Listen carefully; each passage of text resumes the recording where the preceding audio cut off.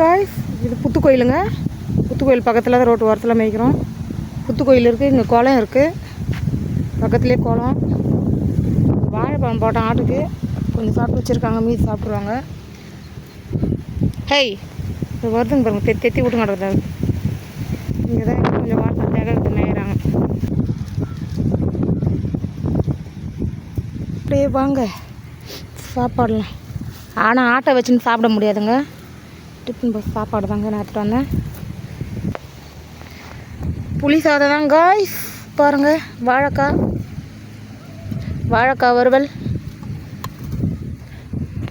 Hey வீரா அப்படி வாழைக்காய் வறுவல் காய்ஸ். ஆட்டை வச்சுன்னு சாப்பிடவே முடியாது என்னால். அப்படி தித்துட்டு வர்றாருங்க.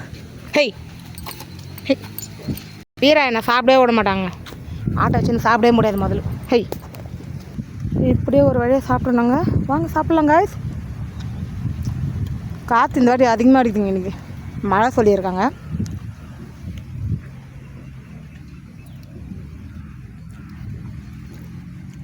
புளி சாதம், வாழைக்காய் வறுவல். வாங்க சாப்பிட்லாம் வாங்க.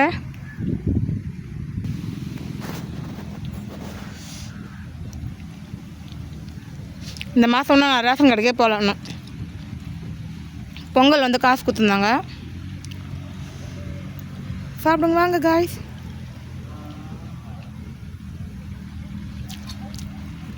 புளி சாதம் பாருங்கள், வாழைக்காய் வறுவல்.